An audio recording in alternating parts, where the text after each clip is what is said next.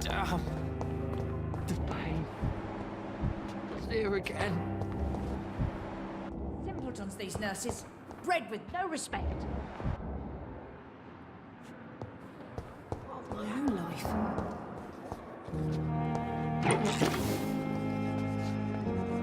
Good evening, Mr. Elwood. Evening, Dr. Reid.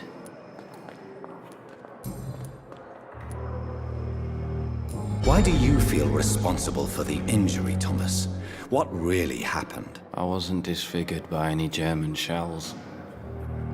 It happened during my leave. It was an accident. Why lie about it? Come on. It's one thing to come back disfigured by the Germans, and it's another to get injured in an accident that could have happened to anybody. Reconstructive surgery has been very successful for some soldiers. I don't want to wear a bloody mask for the rest of my life. I'd rather stay here and just be forgotten. Tell me what really happened then. I went with a whore in Rouen. Dead drunk I was.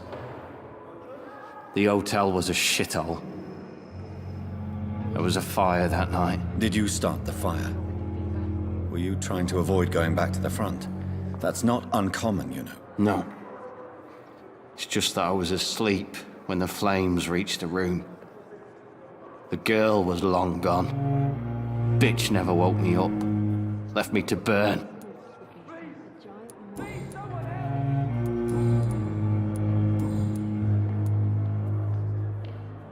How close are you to Miss Horcroft? Are you aware that she thinks she is a vampire? To wait for her next nibble is the best reason to stay here. Every time she approaches my bed, she treats me like something tasty. A normal person. Aren't you afraid? She may hurt you if the game goes too far. She's quite harmless, I can assure you. Her head's broken inside is all. While I'm busted on the outside. But she's still beautiful.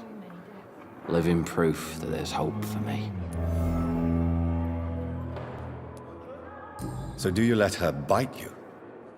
You know that's not sanitary. And why not?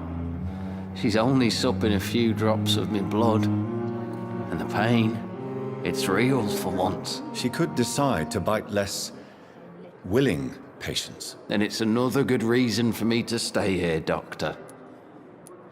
You do realize she's mentally disturbed. It's called the Cotard syndrome. She truly believes she's a vampire. In her madness, she never refers to my scars. And frankly, if I could, I'd join her world. It seems much more fun than the real one. I wish I could be sick again. Goodbye for now, Mr. Elwood.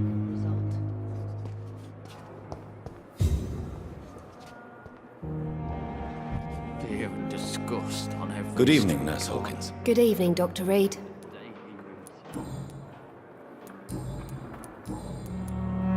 Pepper, I know you're very close to Milton Hooks. Yes. Milton Hooks is my man.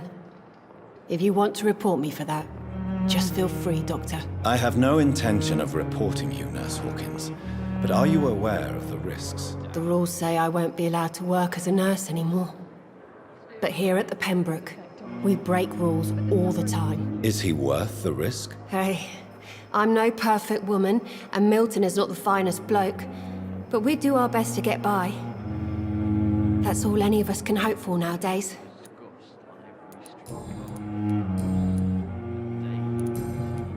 Goodbye, Nurse Hawkins.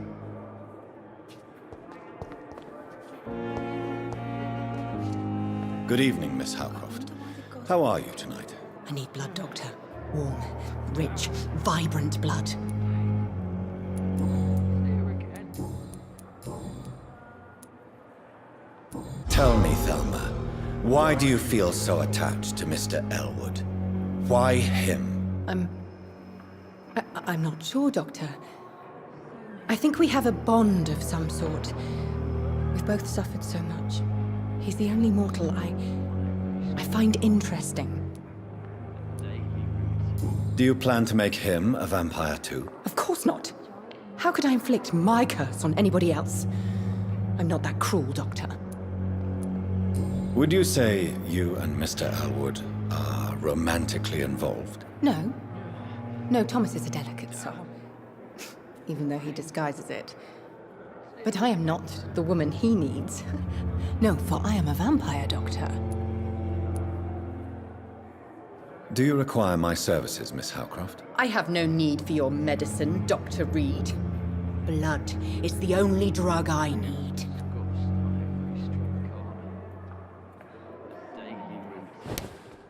What of my own life?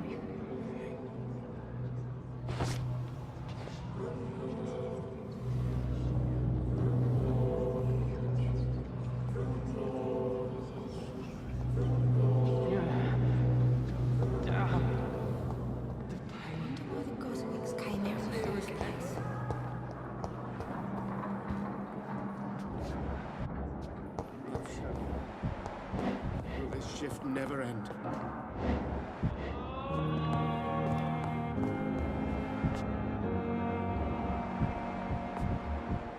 I will not let you down, my boy.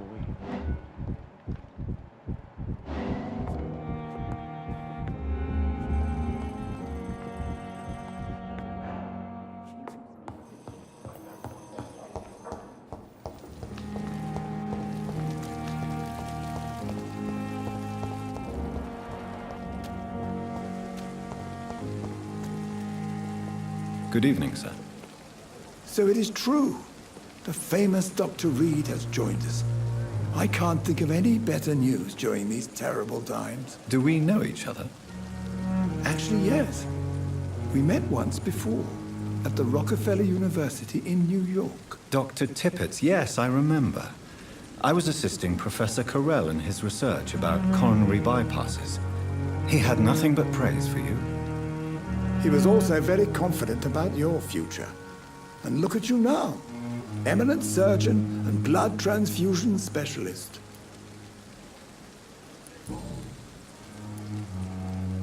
What is the Pembroke Hospital situation? And please, speak freely. This hospital is not exactly the best of London. I'm sure you are used to working in a better environment. It's more than enough. In any case, the personnel of a hospital are much more important to me than the building. Don't be misled by appearances, Dr. Reid. This hospital does not lack talented people. It just lacks hope. What can you tell me about the staff in the hospital? Some are really good, and others are not so good. But during this troubled period, there is no time for slander. I prefer to focus on the positive character traits. Tell me more about cherished people, then. Nurse Brannigan is a pearl. She is the most helpful and dedicated nurse I've ever worked with. A clever and cheerful woman. You really seem to admire her skills. I'll go even further. If she was a man, she would be a damn fine practitioner. Any opinion about the management? I don't always agree with Dr. Swansea's reserve, but I must admit he does all he can to keep this facility running during this crisis. Ah, yes, the burden of command. I was fed up with this concept while serving as a medical officer. Don't get me wrong. Swansea's a good administrator. I just wish he would get out of his office now and again. You're exhausting yourself, Corcoran. Maybe you should think about preserving your strength. No. We must keep on healing all those poor souls. We are the last rampart before chaos. Once more, unto the breach.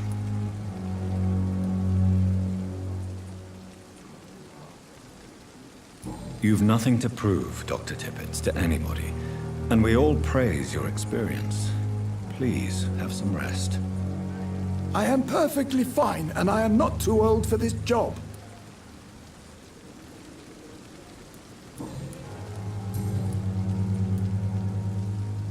Corcoran, I want you to tell me about Mr. Connor. How did he die? What happened? He was my patient. He died because of my mistake. That's the blunt truth.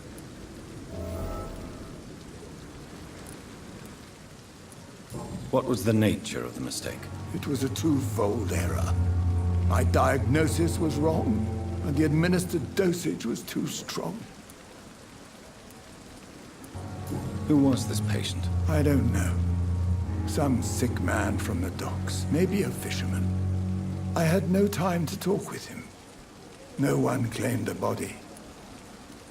Why not stop practicing? Are you mad?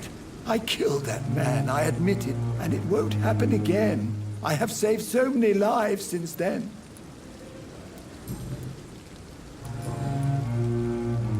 Goodbye, Dr. Tippett.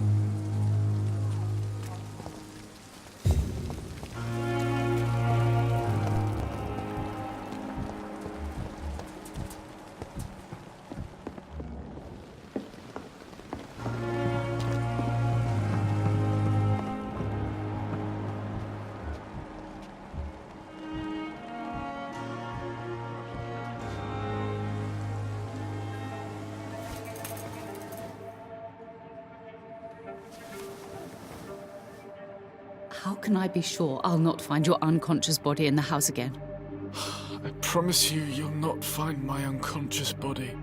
For God's sake, how can you say such a thing? How can you refuse to listen? I tried to warn you for so long. No, I won't let my only son die. You promised me you'll stay alive. Your son lied to you, like the whole world lies to us.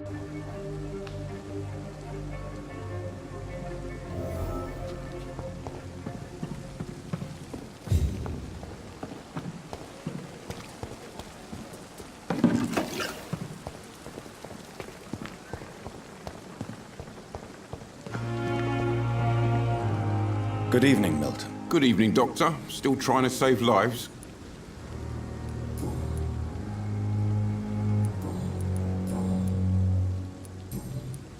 Goodbye, Milton.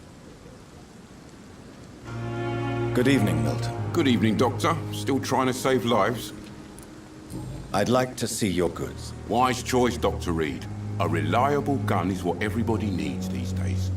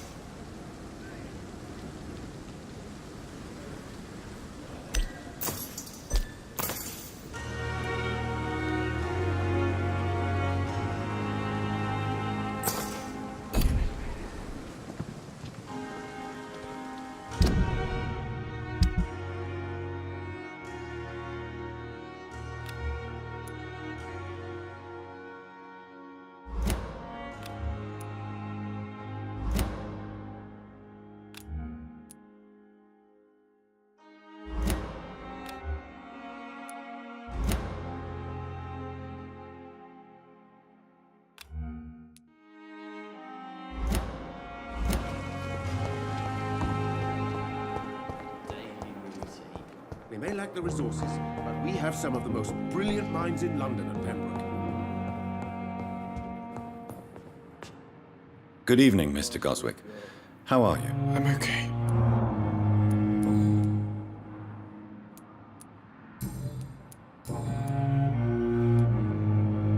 Admit it, Mortimer. Your mother had you hospitalized here because you tried to kill yourself. Yes, it's true. All right, then. This is the first time we've really shared information about your case. Shall we call this progress? Call it what you want, Dr. Reid. You can trust me. I won't report you to the authorities.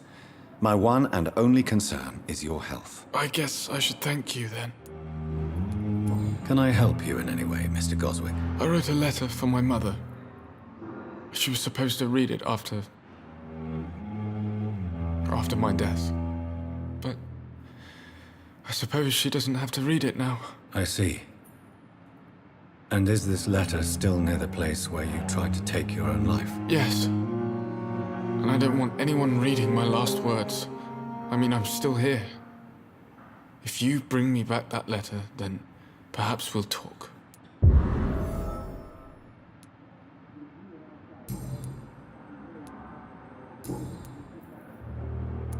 I have to go now, sir. But don't hesitate to contact me if you need any help. I'm all right. Don't waste your time.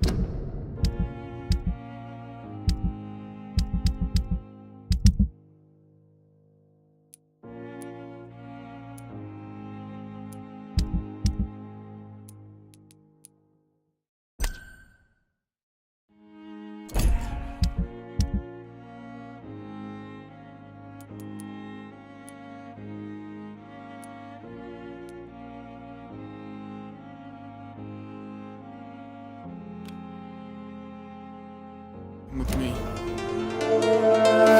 I smoke too much, I drink too much, I tell myself